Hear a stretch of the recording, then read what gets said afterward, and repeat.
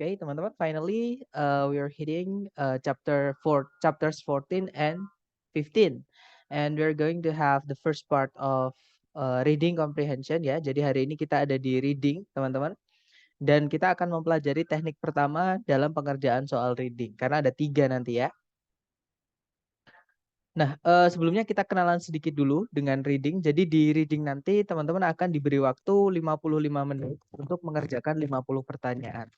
Ya, jadi bisa dibilang teman-teman hanya punya waktu 1 menit untuk mengerjakan satu pertanyaan. Karena anggap aja yang 5 menit itu kalau teman-teman ngambil tes yang offline ya atau yang datang ke tempatnya itu dipakai untuk melingkari lembar jawaban.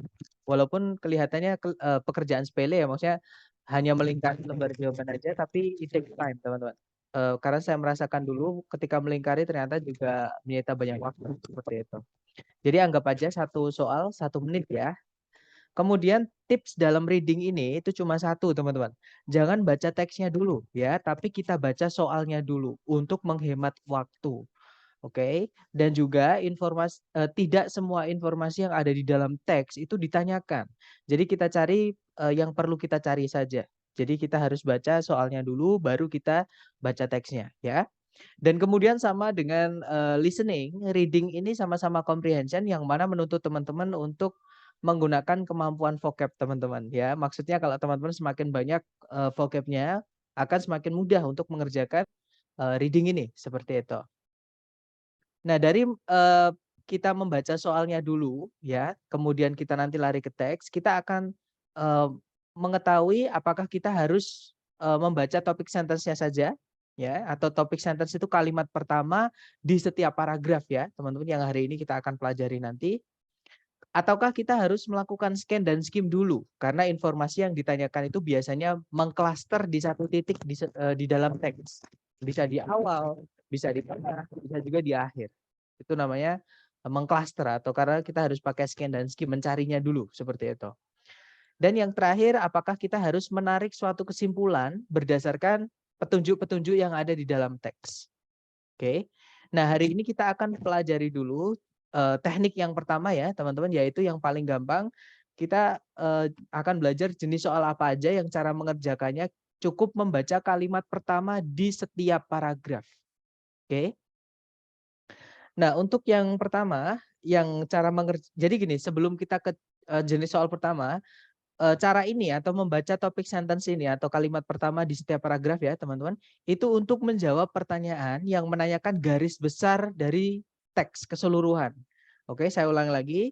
Jadi teknik pertama ini ketika teman-teman menemukan ada pertanyaan yang menanyakan garis besar dari keseluruhan teks. Itu tidak perlu dibaca semuanya karena di dalam teks itu ada namanya ide pokok, ada juga ide tambahan, ada juga ide pendukung, dan ada ide sampingan yang nggak penting, seperti itu, ya.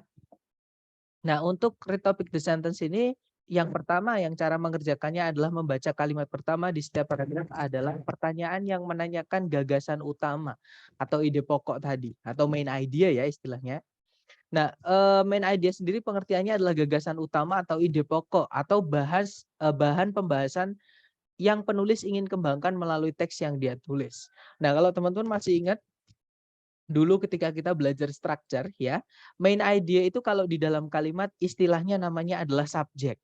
Ya, jadi kalau teman-teman masih ingat dulu pengertian subjek itu apa? Subjek adalah apa atau siapa yang pengen kita bahas atau yang pengen kita angkat menjadi bahan pembicaraan. Nah, itu namanya subjek. Nah, kalau di dalam teks atau paragraf banyak ya, nah itu namanya adalah gagasan utama atau main idea. Nah, di dalam soal nanti main idea ini bisa punya nama yang macam-macam ya, teman-teman. Yaitu kadang disebutnya main idea, kadang disebutnya main point, kadang disebutnya primary concern, kadang disebutnya main discussion, kadang disebut topik, kadang disebut title, kadang juga disebut subject. Nah, apapun penyebutannya, maksudnya gagasan utama itu adalah yang si penulis ingin bahas dalam keseluruhan teks ya. Nah, tapi teman-teman tidak perlu membaca seluruh teks untuk menjawab jenis soal ini ya. Jadi teman-teman cukup baca kalimat pertama saja di setiap paragraf. Nanti kita kayak tarik kesimpulan, kemudian hubungkan dengan pilihan A, B, C, D yang mana yang paling nyambung dengan kesimpulan dari kalimat pertama setiap paragraf tadi setelah kita jadikan satu tadi. Seperti itu. Nah, untuk contoh soalnya kurang lebih seperti ini ya, teman-teman. Di situ soalnya seperti yang saya sebutkan tadi, jangan baca teksnya dulu. Karena di TOEFL itu tidak ada yang hanya satu paragraf seperti ini, teman-teman. Ya, ini hanya contoh saja. Jadi di TOEFL itu minimal 2 paragraf dan itu pun panjang banget. Oke, jadi akan membuang waktu kalau teman-teman baca seluruh teks. Jadi kita baca soalnya dulu. Di situ soalnya berbunyi, what is the topic of this passage? Apa sih topik dari teks ini? Nah, karena yang ditanyakan topik, maka cukup kita baca kalimat pertama di semua paragraf. Nah, karena kebetulan di sini paragraf cuma satu ya sebagai contoh, berarti kita baca kalimat pertama saja. Di situ kalimat pertama berbunyi, dalam filsafatnya John Dewey, sebuah perbedaan yang signifikan atau yang nampak gitu ya, itu dibuat antara kecerdasan dan kemampuan menggunakan logika. Intinya adalah John Dewey itu berfilsafat kalau kecerdasan dan kemampuan menggunakan logika itu adalah sesuatu yang berbeda. Oke, kita cek pilihan A, B, C, D ya, teman-teman. Yang alpha, the intelligence of John Dewey, kecerdasannya John Dewey. Bukan ya, teks ini bukan ngomongin tentang kecerdasannya John Dewey. Tapi teks ini menyatakan kalau John Dewey itu membedakan, mengkontraskan antara kecerdasan dan kemampuan menggunakan logika dari semua orang, bukan cuma dia aja, ya. Alpha bukan. Kalau yang Bravo, distinctions made by John Dewey. Perbedaan-perbedaan yang dibuat oleh John Dewey. Nah, tentang apa di sini tidak jelas teman-teman yang Bravo ini. Sedangkan di soal tadi hanya satu, a sharp distinction. Sebuah perbedaan yang nampak. Jadi cuma satu. Bravo bukan ya, karena tidak jelas perbedaan-perbedaan tentang apa. Kalau yang Charlie, Dewey's ideas on the ability to reason. Gagasannya Dewey atau pandangan-pandangannya Dewey mengenai kemampuan untuk menggunakan logika. Nah, kalau kita pilih yang Charlie, ada informasi yang dihilangkan, teman-teman. Karena tadi yang disebutkan bukan cuma reasoning ya, tapi juga intelligence. Jadi yang Charlie itu menghilangkan informasi mengenai intelligence, yang mana nggak boleh. Oke. Jadi jawabannya pasti yang delta. Di situ disebutkan bagaimana kecerdasan berbeda dari kemampuan menggunakan logika dalam karya-karyanya Dewey. Nah, ketemu ya? Jawabannya adalah yang delta. Nah, dari contoh satu ini mungkin ada yang mau ditanyakan dulu, teman-teman, sebelum kita ke latihan soal. Silakan. Mister mau nanya, Boleh, Miss? Silakan. ya Mister kan biasanya kan tadi Mister bilang kalau di TOEFL umumnya itu lebih banyak paragrafnya kan. Itu Betul. jawabannya apakah pasti yang ada pasti kalimat pertama di antara paragraf itu? Karena kadang pas baca jawaban itu kadang ngerasa nggak puas gitu, Mister ketemu itu malah di kalimat kedua gitu, Mister. Oke, jadi gini teman-teman. Hati-hati dengan reading ini ya. Yang saya pelajari dari reading ketika saya dulu masih belum tahu caranya, sampai ketika saya sering-sering latihan itu gini teman-teman, nggak enaknya di reading ini, semua pilihan itu adalah pengecoh ya. Maksudnya pengecoh itu gini, nanti di reading teman-teman akan sering banget menemukan soal, di pilihan gandanya itu adalah semuanya benar, semuanya ada di dalam teks. Nah, tapi teman-teman harus pahami kalau di teks itu tidak semuanya adalah ide yang pengen diangkat sama si penulis. Kadang si penulis itu menyisipkan informasi yang apa ya, informasi yang dia itu menyimpang dari informasi inti dari yang dia pengen bahas, ya. Makanya saya bilang tadi ada namanya, gagasan utama atau ide pokok, ada juga ide pendukung, ada ide tambahan, sama ada ide apa tadi, yang nggak penting itu ya, yang malah itu nggak nyambung sekali sama, teks yang ada di teks. Nah, terus kenapa sekarang topik itu letaknya ada di topik sentence atau kalimat pertama di setiap paragraf. Nah, itu kita mengikuti kaidah penulisan dalam menulis essay writing atau paragraph writing di Amerika, teman-teman. Jadi di Amerika atau intinya dalam bahasa Inggris ya, Amerika atau Inggris itu kaidah penulisan itu kalau misalkan kita mau menyebutkan apa namanya, yang pengen kita sampaikan atau pokok dari pembicaraan kita letaknya adalah di awal. Seperti itu. Nah, mungkin kita pernah dengar namanya deduktif, induktif itu ya, atau apa namanya, yang conclusion-nya itu di awal atau di akhir. Nah, itu kalau menurut saya itu di sana berbeda, teman-teman. Di Amerika dan di Inggris ini berbeda. Kayak gitu. Jadi setahu saya memang untuk topik atau main idea itu letaknya selalu di kalimat pertama. Seperti itu, Miss. Gimana, menjawab Berarti nggak? Iya, Mister, gimana? berarti seandainya pun agak ragu, jawab aja lah. Pokoknya ya selagi di kalimat pertama, berarti itu jawabannya ya, Mister.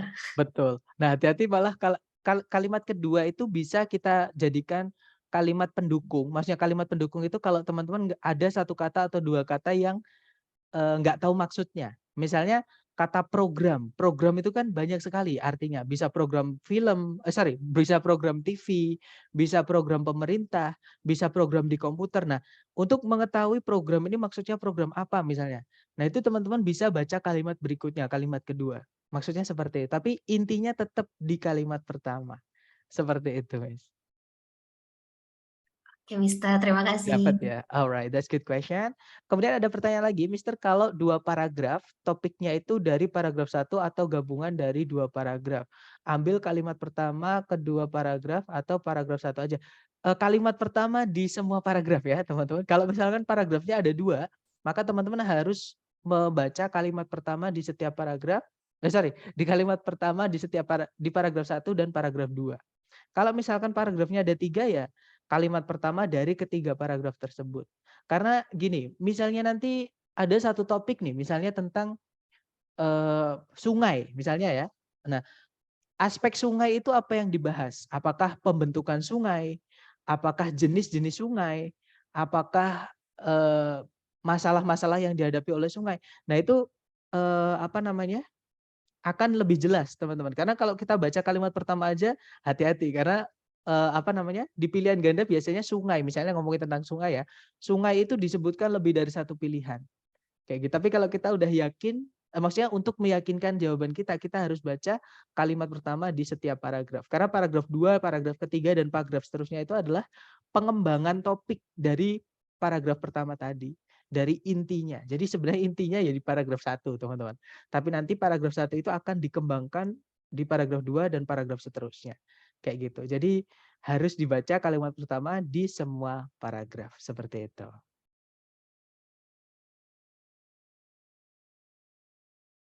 Oke, dapat ya?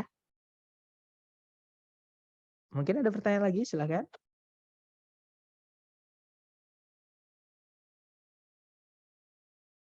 Nggak ada, teman-teman? Oke, kalau nggak ada seperti biasa ya, kita latihan. Di sini ada satu soal, teman-teman coba dulu, jangan takut salah.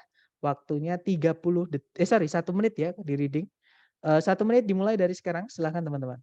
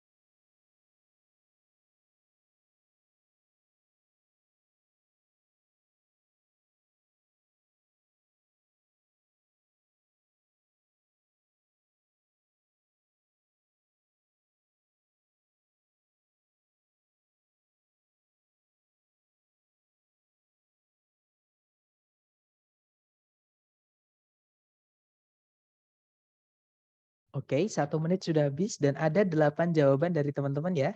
Baik, ada jawaban Bravo, ada juga Charlie. Antara Bravo atau Charlie, mari kita cek bersama ya. Kita baca soalnya dulu. Di situ soalnya berbunyi, which of the following best describes the topic of the passage? Yang manakah di antara berikut ini, maksudnya A, B, C, D ini ya, yang paling mendeskripsikan topik dari teks di atas. Nah, karena pertanyaannya mengenai topik, kita baca kalimat pertama di setiap paragraf ya. Kebetulan di sini paragrafnya cuma 1, berarti kita baca kalimat pertama saja. Di situ kalimat pertama berbunyi, Fort Knox yang terletak di Kentucky merupakan situs dari sebuah benteng militer Amerika Serikat. Namun, dia itu bahkan lebih dikenal atau diketahui atas gitu ya, atas penyimpanan emas batangan Fort Knox. Brankas raksasa atau brankas yang besar sekali yang mengandung tumpukan dari tabungan-tabungan emas pemerintah Amerika Serikat. Nah, berarti ini ngomongin tentang fungsi dari Fort Knox ya, teman-teman, yang mana dipakainya sebagai penyimpanan emas oleh pemerintah Amerika Serikat. Kita cek A, B, C, D. Yang alpha, the city of Fort Knox, Kentucky. Kota dari Fort Knox, Kentucky. Nah, bukan ngomongin tentang kotanya ya, teman-teman. Bukan ngomongin tentang Kentucky-nya. Tapi yang ngomongin tentang Fort Knox itu sendiri. Lebih tepatnya ke fungsinya. Seperti itu. Berarti alpha bukan. Kalau yang Bravo, the Federal Gold Depository. Penyimpanan emas pemerintah Amerika Serikat. Nah, ketemu teman-teman. Jawabannya adalah yang Bravo. Jadi kalau ditanya, apa sih Fort Knox itu? Fort Knox itu adalah tempat penyimpanan emas pemerintah Amerika Serikat. Jadi kalau dibalik, penyimpanan emas pemerintah Amerika Serikat itu adalah Fort Knox. Seperti itu, ya. Kalau yang Charlie, the US Army Post at Fort Knox, benteng militer Amerika Serikat yang terletak di Fort Knox. Nah, ini bukan ngomongin tentang benteng militer Amerika Serikat ya, teman-teman, yang terletak di Fort Knox. Tapi yang ngomongin Fort Knox-nya itu. Seperti itu. Berarti Charlie bukan. Hati-hati ya, teman-teman. Kalau yang Charlie ini memang ada Fort Knox-nya di situ, tapi Fort Knox-nya di sini bukan sebagai pembahasan inti. Dia kayak sebagai keterangan tempat dari yang dibahas, yaitu benteng militer Amerika Serikat. Padahal yang diomongin ya justru Fort Knox-nya itu, bukan benteng militer Amerika Serikatnya. Ya, berarti Charlie bukan. Kalau yang Delta Gold Bullion itu adalah emas batangan. Nah, emas batangan di dunia ini banyak sekali ya, teman-teman, terlalu luas kalau kita pilih yang Delta. Karena yang di teks ini bukan ngomongin tentang emas batangannya. Seperti itu. Nah, ini yang saya maksud, teman-teman. Jadi memang kadang di reading itu A, B, C, D itu kadang terdengar benar kayak gitu. Kalau yang reading pendek, apakah selalu jawabannya di kalimat satu aja, Mister? Aku telah dikit. Oke, jadi untuk materi kalau misalnya teman-teman telah nanti bisa lihat recording atau rekaman ya, karena nggak mungkin kita bahas dari awal lagi atau ngulang lagi. Tapi intinya gini, jadi kalau pertanyaannya reading itu adalah mengenai seputar seluruh teks atau garis besar mengenai teks, cara menjawabnya adalah kita baca kalimat pertama di setiap paragraf saja. Disitulah tempat topik itu disimpan. Makanya namanya adalah topik sentence, teman-teman. Topik sentence itu letaknya adalah di kalimat pertama, seperti itu. Ya, jadi apakah selalu jawabannya di kalimat pertama aja? Tergantung soalnya.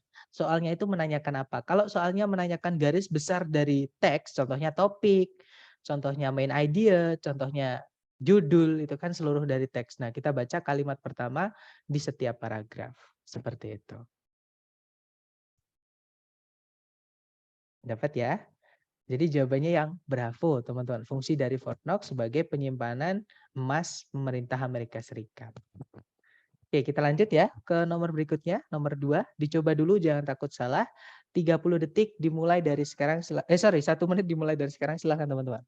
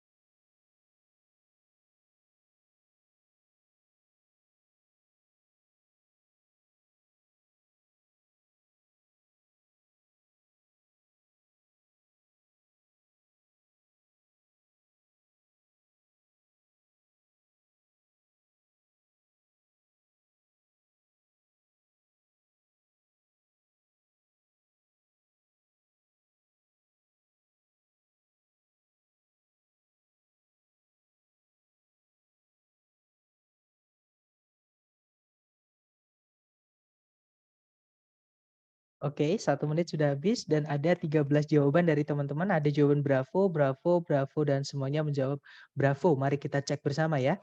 Seperti biasa kita baca soalnya dulu kalau reading. Di situ soalnya berbunyi, yang manakah di antara berikut ini yang paling menyatakan subjek dari teks di atas ini. Nah, subjek itu nama lain dari gagasan utama. Kalau di kalimat itu kan namanya subjek, teman-teman ya. Nah, berarti kita baca kalimat pertama di setiap paragraf. Kebetulan di sini paragrafnya cuma 1, berarti kita baca kalimat pertamanya saja. Kalimat pertama berbunyi, salah satu karakteristik yang membedakan dari jenis-jenis mineral adalah tingkat kekerasan relatif mereka. Maksudnya tingkat kekerasan antara satu dengan yang lain gitu ya. yang bisa ditentukan dengan cara menggoreskan salah satu jenis mineral dengan jenis yang lain.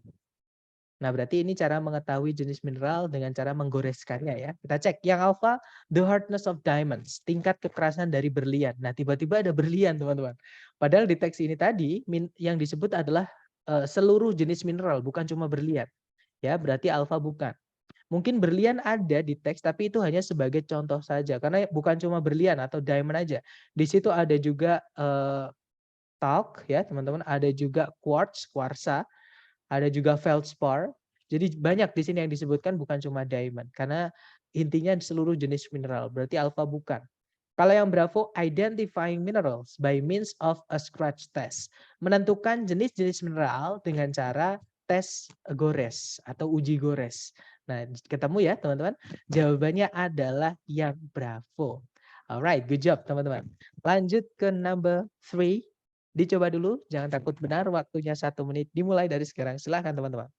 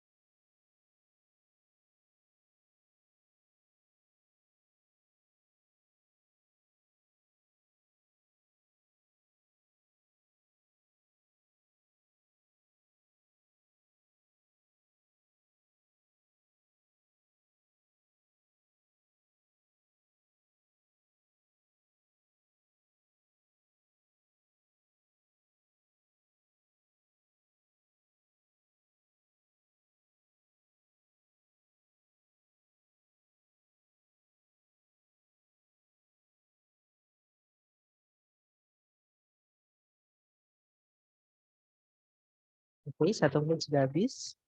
Baik, ada 10 jawaban antara Alfa dan Charlie ya. Jadi ada Alfa atau Charlie, kita cek bersama teman-teman.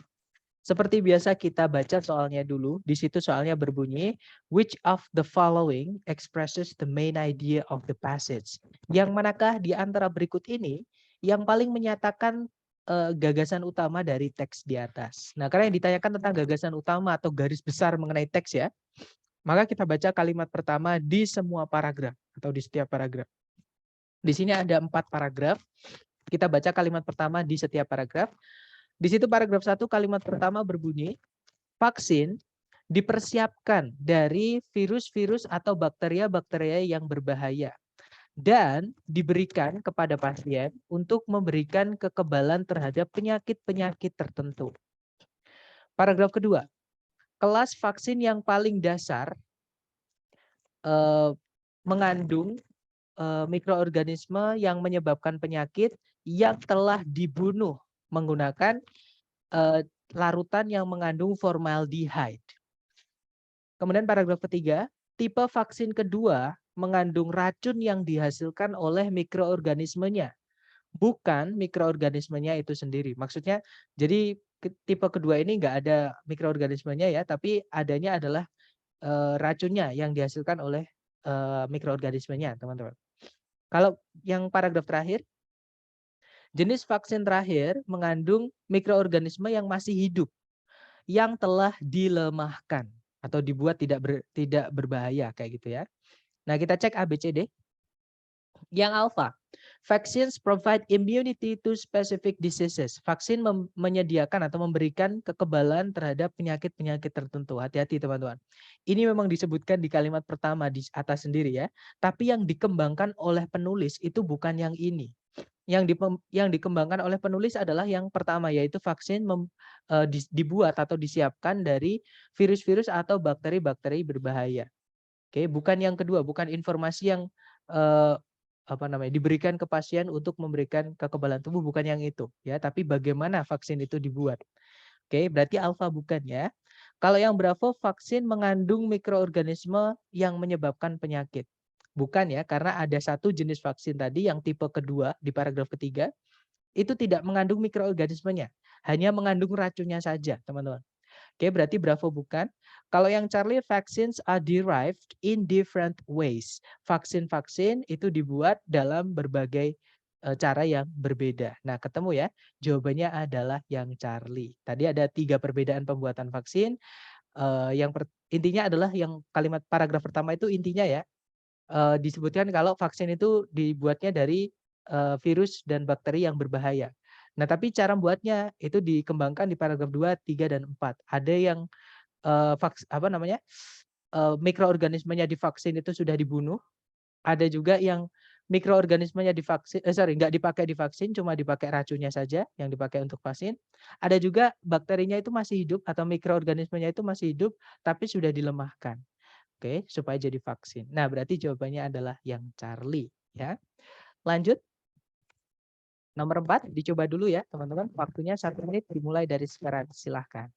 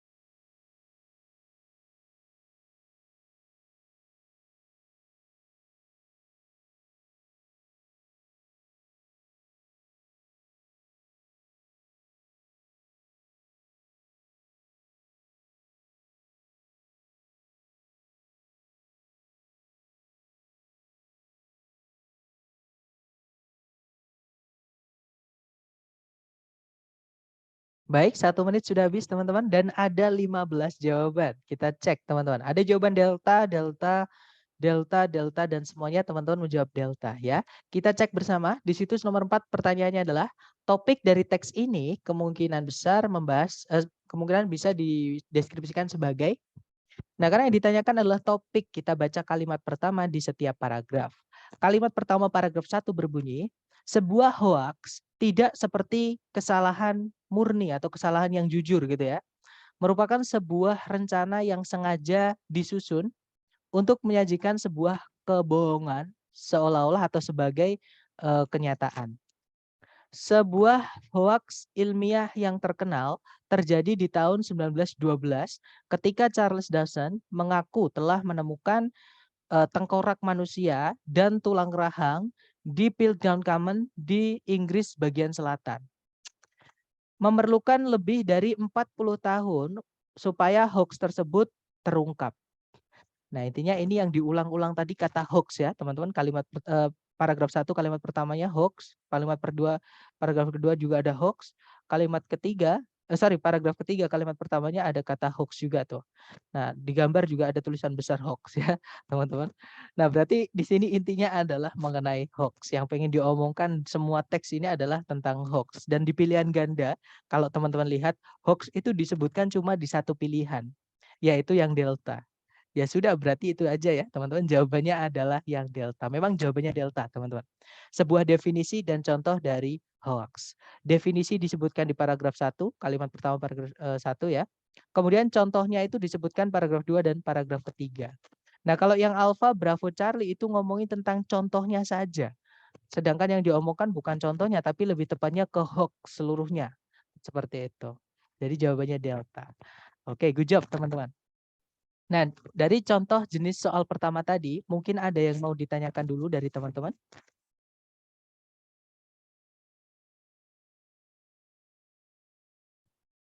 Nggak ada ya? Kalau nggak ada, kita ke jenis soal kedua yang cara mengerjakannya juga kita cukup membaca kalimat pertama di setiap paragraf, teman-teman. Nah, jenis soal kedua ini yang cara mengerjakannya juga sama. Kita baca kalimat pertama di setiap paragraf adalah idea organization. Atau kalau di Indonesia kan pengembangan ide. Jadi jenis soal ini nanti akan menanyakan bagaimana si penulis itu mengembangkan ide melalui teks yang dia tulis. Kayak gitu. Nah, cara mengerjakannya, teman-teman, kita baca kalimat pertama di setiap paragraf, ya. Kemudian nanti kita cocokkan dengan yang ada di pilihan ganda. Jadi di pilihan ganda itu nanti akan disebutkan caranya si penulis itu kira-kira bagaimana sih mengembangkan idenya, kayak gitu. Nah, untuk contoh soalnya seperti ini, teman-teman. Sama ya, kalau di reading jangan dibaca teksnya dulu, nanti membuang waktu. Jadi kita baca soalnya dulu. Nah, di situ soalnya berbunyi, di teks ini, in this passage, nah di soal nggak ada kata kunci yang ditanyakan apa. Walaupun ini kalau di soal TOEFL yang ITS asli tidak pernah ya, teman-teman tiba-tiba in this passage gitu nggak pernah, pasti jelas soalnya. Oke, tapi karena ini dari buku nggak apa-apa sebagai contoh aja. Nah, kalau teman-teman misalnya mengikuti tes yang prediksi, tiba-tiba menemukan ada soal seperti ini, in this passage kan nggak ada tuh kata kunci di soal yang ditanyakan apa. Berarti kita baca pilihan gandanya, teman-teman. Di situ nanti kita akan paham yang ditanyakan mengenai apa. Di situ pilihan gandanya berbunyi, yang alfa, sebuah gagasan atau sebuah ide disajikan dan kemudian dibantah. Kemudian yang bravo, sebuah konsep diikuti oleh contoh-contoh. Kalau yang Charlie, sebuah sebab diikuti oleh akibat atau dampak. Kalau yang delta, sebuah kepercayaan yang didukung dengan alasan-alasan logis. Nah, berarti ini ngomongin bagaimana si penulis itu mengembangkan idenya atau menyampaikan idenya seperti itu ya. Caranya si penulis kayak gitu. Caranya sama, teman-teman. Kita baca kalimat pertama di setiap paragraf.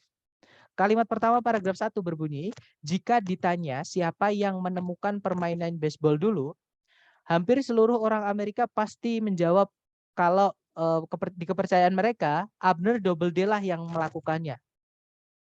Kemudian paragraf kedua, Doubleday itu hanya diberikan kredit itu pengakuan, teman-teman.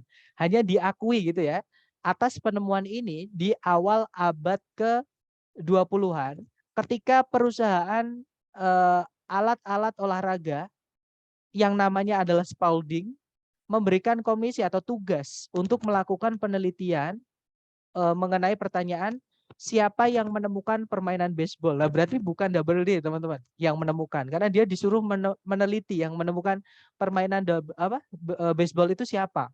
Oke.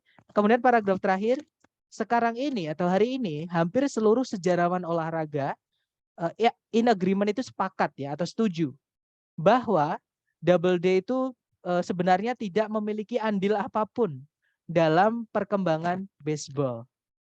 Nah, berarti tadi si penulis itu menyajikan suatu gagasan gitu ya di kalimat pertama paragraf 1. Kemudian di paragraf 2 dan paragraf 3 itu gagasannya dibantah, dibuktikan salah seperti itu, teman-teman. Nah, berarti kalau kita kembali ke pilihan A, B, C, D tadi, jawabannya adalah yang alfa. Ya. An idea is presented and then refuted. Sebuah ide disajikan di paragraf 1 dan kemudian dibantah di paragraf 2 dan paragraf 3. Seperti itu. Nah, dari contoh ini tadi mungkin ada yang mau ditanyakan dulu dari teman-teman, silakan.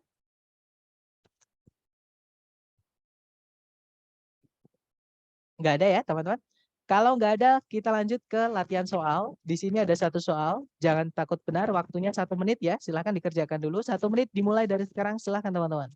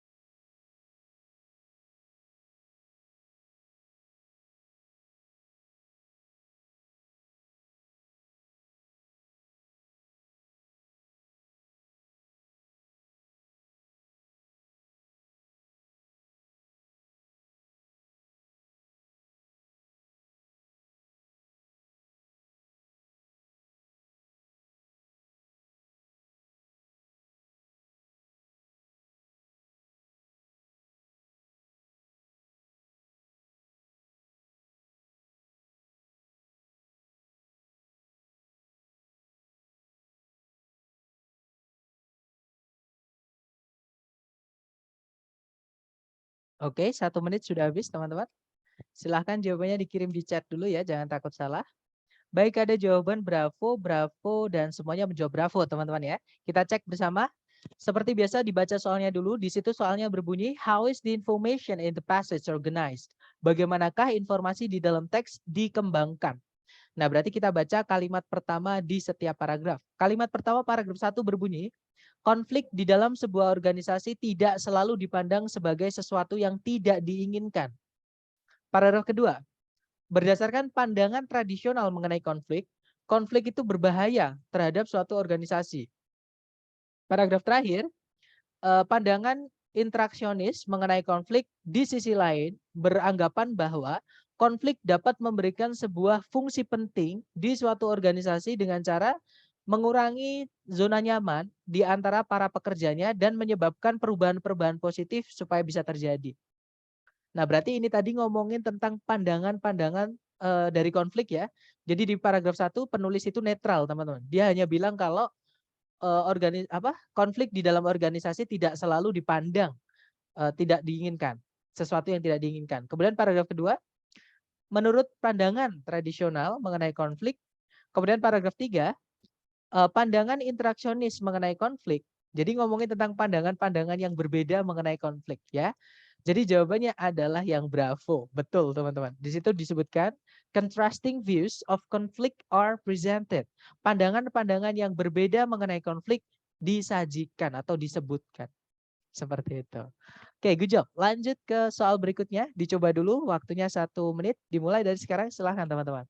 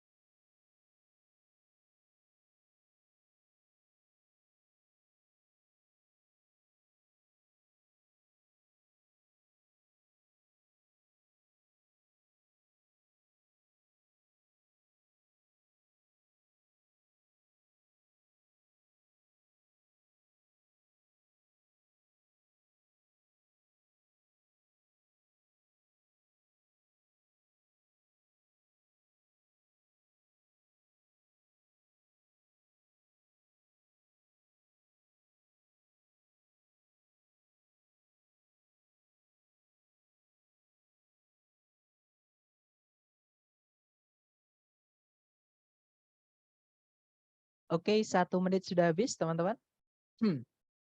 Baik, ada jawaban alfa, alfa, alfa, dan semuanya menjawab alfa. Kita cek bersama ya. Di situ nomor 5 pertanyaannya adalah bagaimanakah informasi di dalam teks dikembangkan. Oke, kita cek kalimat pertama di setiap paragraf ya.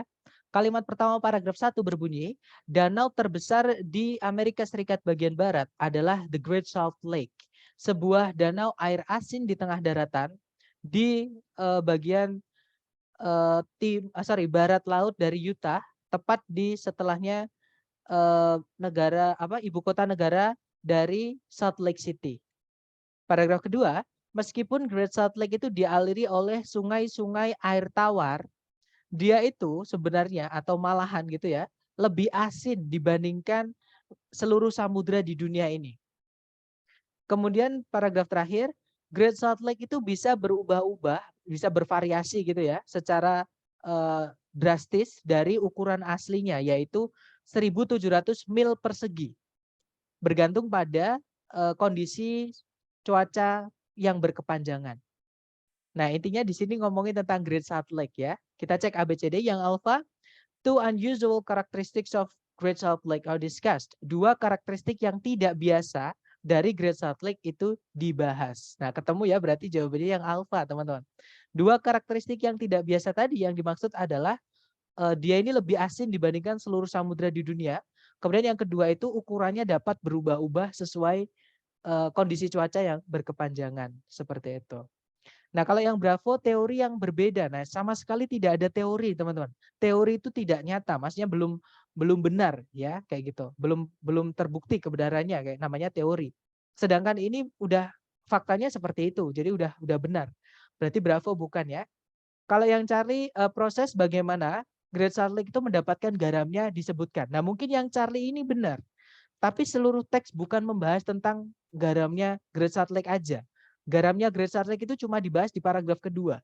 Ya, sedangkan informasi di dalam teks itu bukan cuma paragraf 2. Charlie bukan karena ada informasi yang dihapus.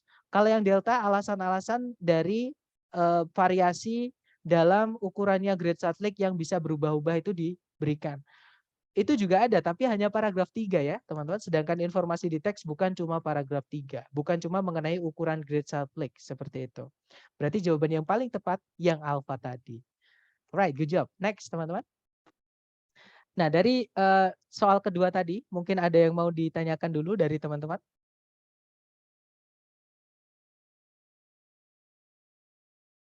Nggak ada ya?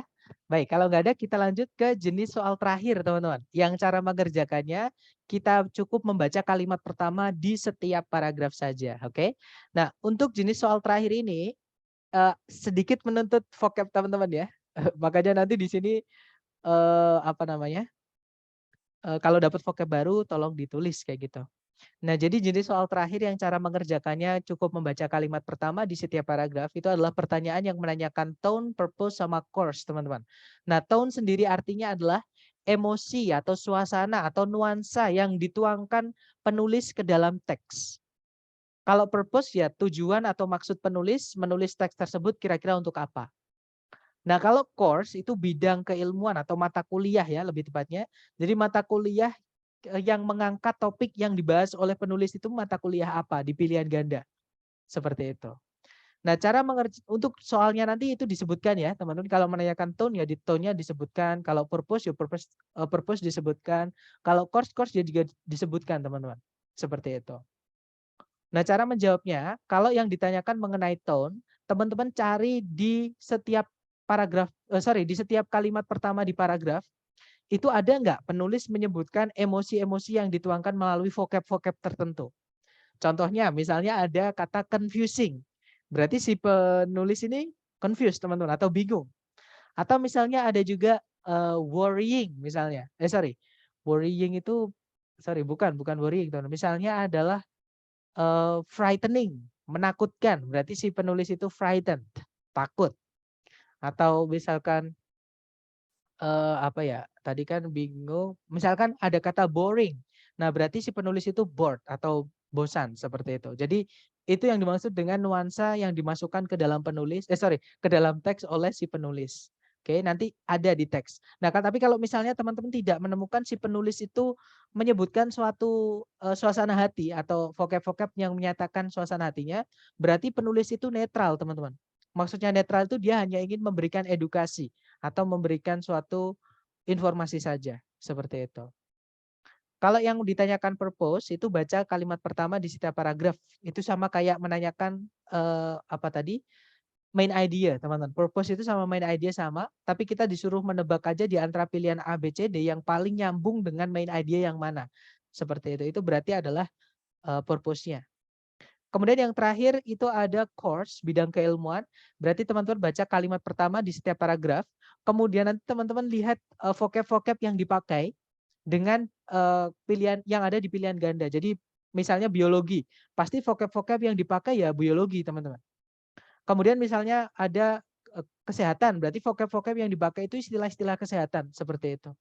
Ya, jadi kita menghubungkan vocab-vocab yang dipakai dengan pilihan A, B, C, D, seperti itu. Nah, untuk contoh soalnya kurang lebih seperti ini. Caranya sama, kita baca soalnya dulu. Yang pertama di situ menanyakan purpose ya. The purpose of this passage is to. Nah, karena yang ditanyakan purpose, kita baca kalimat pertama di setiap paragraf. Kebetulan di sini hanya satu paragraf. Berarti kita baca kalimat pertama, paragraf 1. Di situ kalimatnya berbunyi, In Cold Blood-nya Truman Capote yang ditulis di tahun 1966 merupakan sebuah contoh yang terkenal dari novel non-fiksi. Sebuah jenis karya tulis populer yang berdasar pada kejadian-kejadian nyata di mana penulis itu berupaya untuk mendeskripsikan alasan-alasan, pikiran-pikiran, dan emosi-emosi yang melatar belakangi, yang menggiring kepada kejadian-kejadian nyatanya. Oke, kita cek ABCD. Intinya di sini ngomongin tentang In Cold Blood-nya Truman Capote ya, teman-teman. Yang mana dia adalah sebuah contoh dari novel non-fiksi. Yang alpha, discuss an example of a particular literary genre.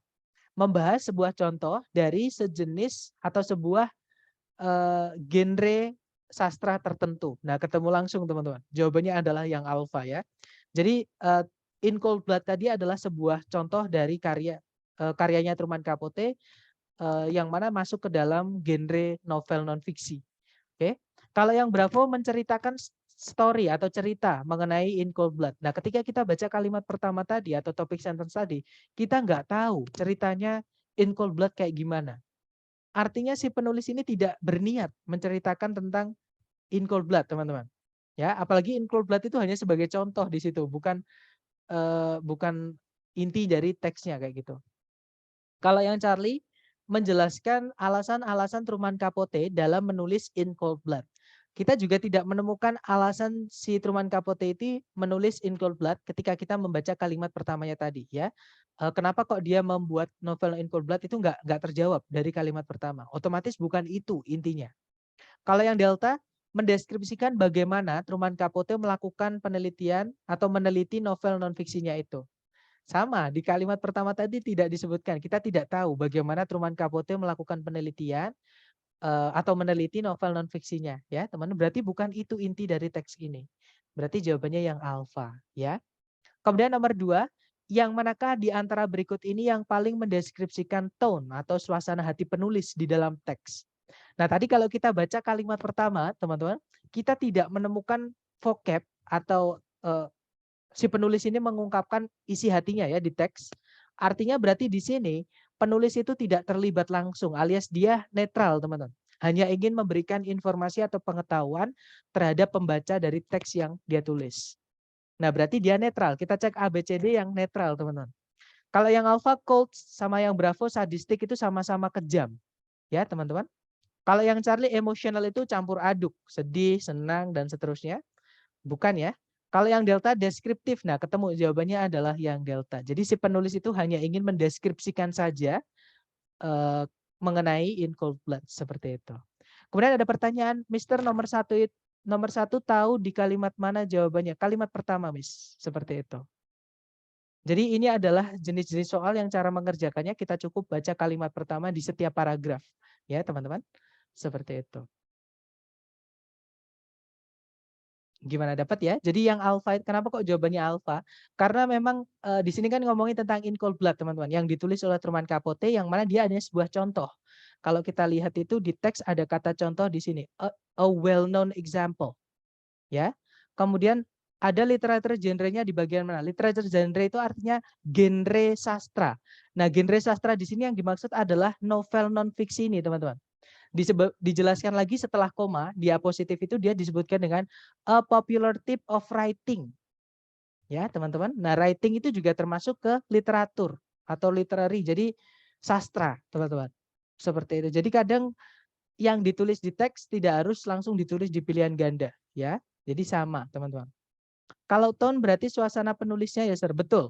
Jadi bagaimana si penulis itu memasukkan perasaannya di dalam teks. Kalau nggak ada berarti dia netral, teman-teman. Tidak langsung terlibat seperti itu. Dia hanya ingin memberikan informasi saja.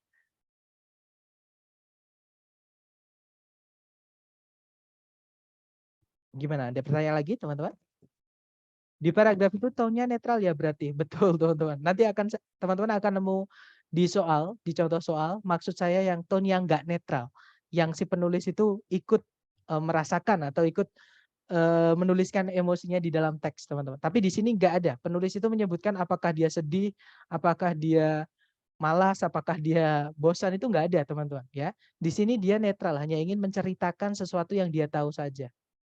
Tahu netralnya dari mana, Mister? Karena di teks tidak ada penulis menyebutkan emosinya, teman-teman. Berarti itu netral, seperti itu. Berarti dia jawabannya, Mister.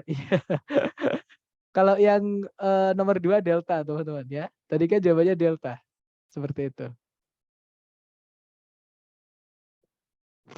Oke, kita lanjut ya, teman-teman. Kalau nomor 3, di situ teks ini kemungkinan akan diminta untuk dibaca di mata kuliah yang mana di antara berikut ini. Nah, vocab-vocab yang dipakai tadi, teman-teman. Yang pertama ada kata, sebentar ini saya hapus dulu. Ada kata non-fiction novel. Jadi novel non-fiksi yang pertama ya. Yang kedua ada type of writing, jenis karya tulis. Kemudian ada the author. Author itu penulis, ya. Kemudian, nah di situ tadi. Jadi ada beberapa vocab menjadi petunjuk kita. Kalau berarti di sini bidang keilmuan yang membahas tentang ini adalah ada hubungannya dengan karya tulis seperti itu. Dan di pilihan ganda, karya tulis di situ adalah yang Charlie, ya, modern American novels. Apalagi di situ ada novel juga di teks seperti itu. Hati-hati, literary research memang literary itu juga literatur ya, teman-teman. Tapi yang delta itu terlalu luas. Penelitian literatur itu terlalu luas. Kenapa? Karena literatur bukan cuma novel, teman-teman. Lagu itu juga literatur. Ya, film itu juga literatur. Ya, jadi itu karya karya seni seperti itu.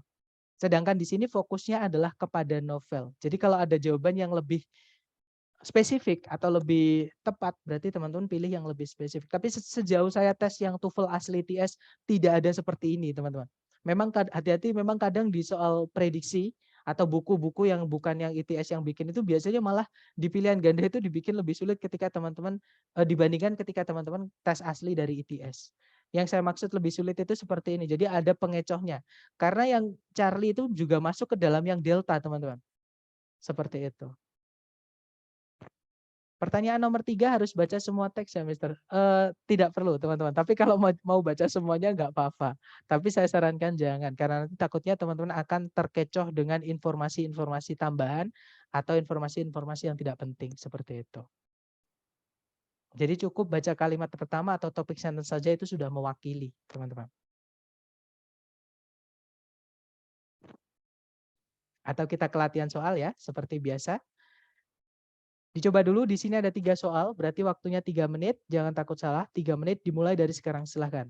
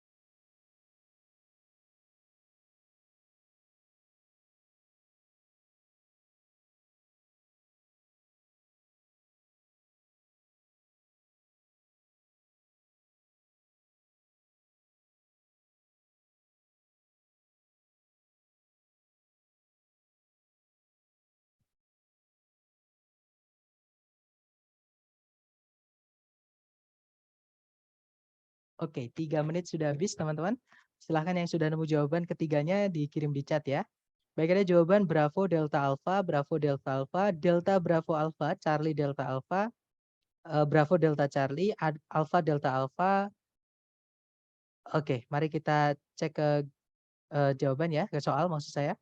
Kita baca soalnya dulu. Di situ nomor 4 pertanyaannya adalah, yang manakah di antara berikut ini yang paling mendeskripsikan maksud penulis atau tujuan penulis di dalam teks ini. Nah, berarti kita baca kalimat pertama di setiap paragraf.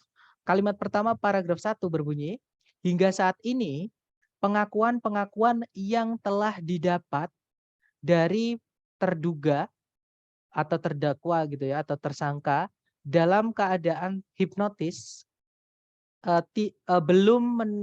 belum mendapatkan pengakuan atau belum diakui menjadi barang bukti oleh persidangan atau oleh apa namanya apa ya namanya pengadilan di Amerika Serikat. Kemudian paragraf kedua, sebuah kasus sengketa lahan gitu ya yang membawa-bawa sebuah pengakuan yang didapat dari pengaruh hipnotis dibawa langsung ke Pengadilan Tinggi Amerika Serikat. Nah, intinya di sini ngomongin tentang pengakuan yang didapat dari hipnotis tadi ya, teman-teman, dalam status hukum atau dalam pengadilan seperti itu. Kita cek ABCD. Yang alfa untuk menjelaskan detail-detail dari sebuah kasus pengadilan tertentu. Bukan ya, ketika kita baca kalimat pertama di setiap paragraf tadi tidak ada detail-detail suatu kasus tertentu yang kita tahu. Berarti alfa bukan, teman-teman.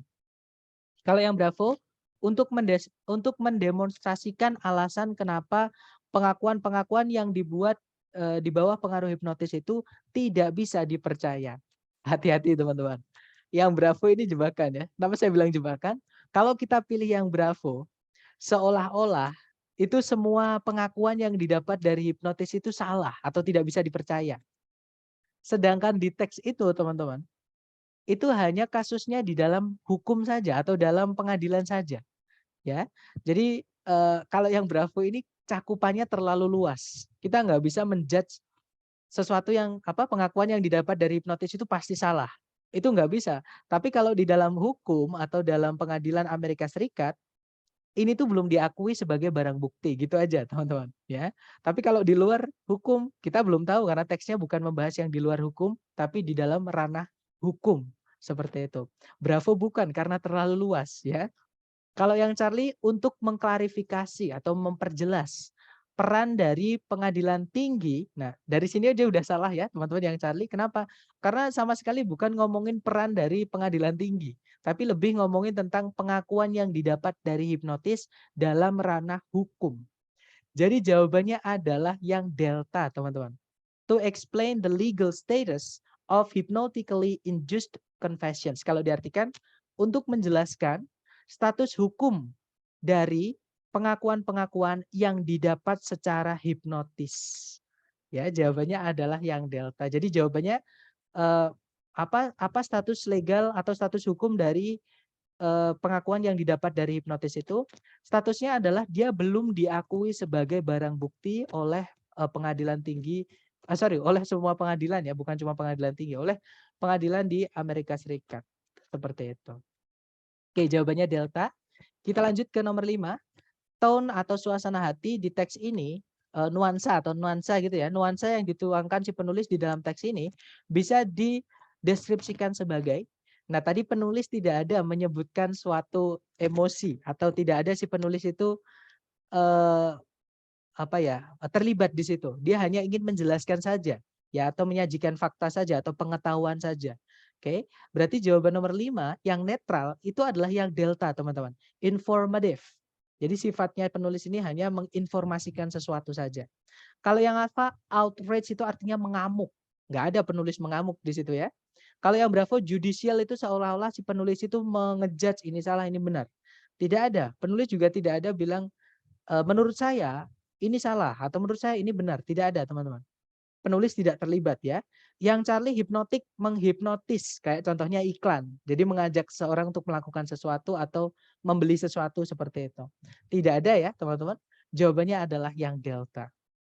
Kemudian nomor 6, teks ini kemungkinan diminta untuk dibaca di mata kuliah yang manakah di antara berikut ini.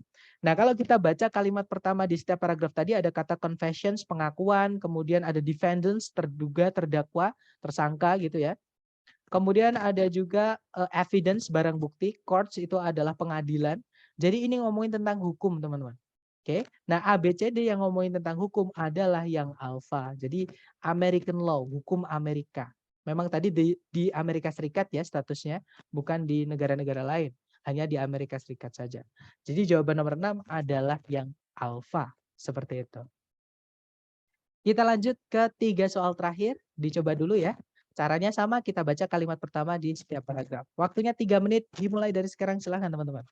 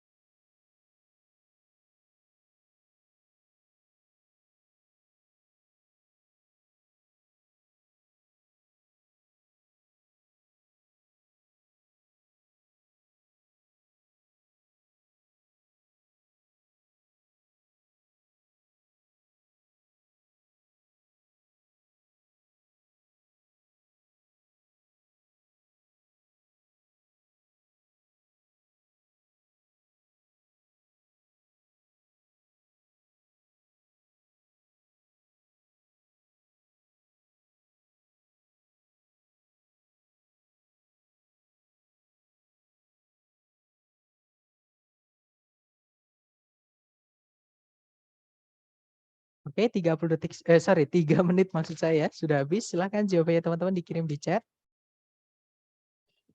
Baik, ada jawaban Charlie Alpha Alpha, Charlie Alpha Alpha, tambahan waktu Mister baru lihat next soal. Oke, ada Charlie Alpha Alpha, ada Bravo Alpha Alpha. Di aku nge-lag Mister belum keganti lagi ke soal next. Koneksi ya berarti. Oke, ada Bravo Alpha Bravo. Mari kita cek bersama teman-teman.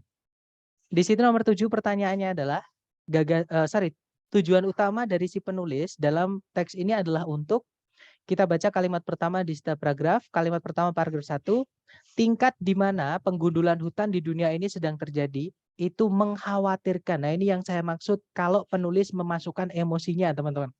Emosi atau suasana hatinya itu dituliskan melalui vocab-vocab seperti ini. Jadi alarming artinya mengagetkan atau mengkhawatirkan gitu ya, menakutkan.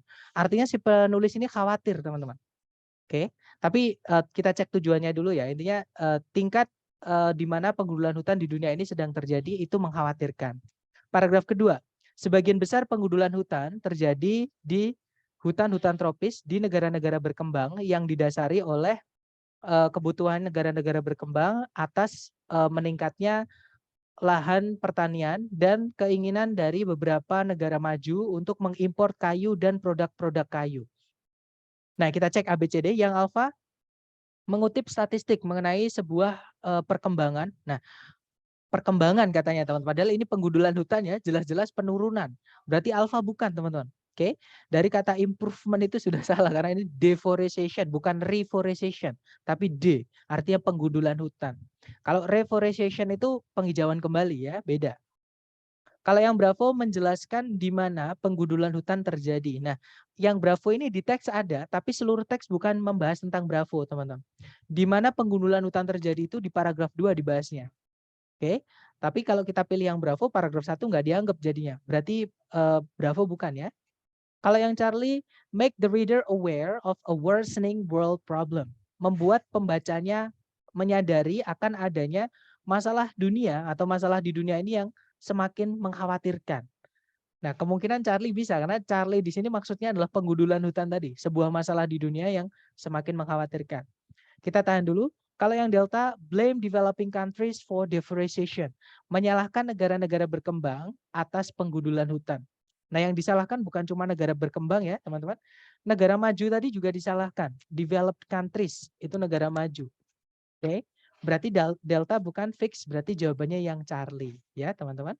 Di situ, apa namanya, si penulis itu pengen membuat atau pengen memberitahu si pembaca kalau adanya penggundulan hutan itu atau masalah yang semakin memburuk tadi. Oke, jadi jawabannya Charlie nomor 7. Nomor 8, yang manakah di antara berikut ini yang paling mendeskripsikan tone atau suasana hati penulis di dalam teks? Nah, itu tadi teman-teman. Di kalimat pertama paragraf 1 kita menemukan kata alarming, artinya mengkhawatirkan. Berarti si penulis ini khawatir. Ya, kita cek ABCD yang menyebutkan khawatir. Yang alpha concern, nah ketemu langsung teman-teman. Concerned itu artinya takut, khawatir, cemas, dan sebagainya. Oke, jadi jawaban nomor 8 adalah yang alpha. Kalau Bravo disinterested itu tidak tertarik, nggak mungkin nggak tertarik kalau nggak dibahas ya. Kalau yang cari placid itu biasa-biasa aja atau datar ya teman-teman. Bukan juga, karena ada kata alarming tadi, dia jadi nggak datar tapi jadi khawatir. Kalau yang delta exaggerated itu dilebih-lebihkan atau alay mungkin kalau dalam bahasa kita ya.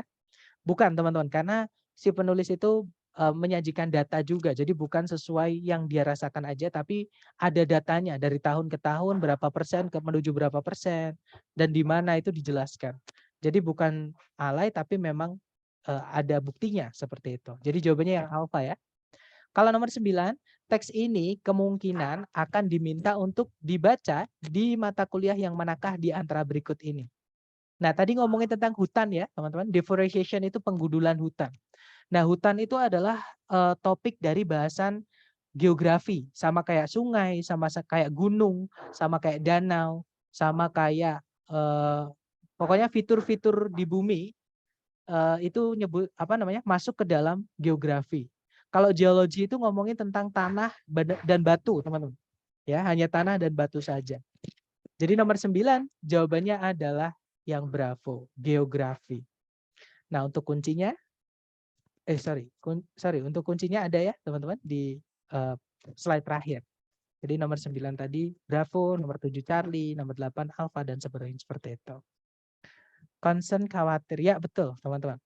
Nah, itu vocab-vocab sangat penting ya buat teman-teman karena itu nanti siapa tahu akan keluar ketika teman-teman tes. Jadi tolong kalau dapat vocab baru ditulis, teman-teman. Nah, mungkin ada pertanyaan dulu sebelum kita tutup mengenai jenis soal pertama tadi yang cara mengerjakannya. Teknik pertama dalam pengerjaan reading ya. Jadi jenis soal apa aja yang cara mengerjakannya cukup dibaca kalimat pertama di setiap paragraf. Tadi ada 3. Intinya dari 3 tadi adalah soal-soal yang menanyakan garis besar mengenai teks, teman-teman. Atau keseluruhan mengenai teks cukup dibaca kalimat pertama setiap paragraf saja. Seperti itu. Nggak ada pertanyaan? Mister, kalau ada soal tentang preceding itu tipsnya gimana? Nah, itu nanti hari ketiga ya. Jadi cara mengerjakannya itu kita harus menebak. Jadi cara menebak itu nanti kita akan bahas di hari terakhir untuk reading. Ada saatnya sendiri seperti itu.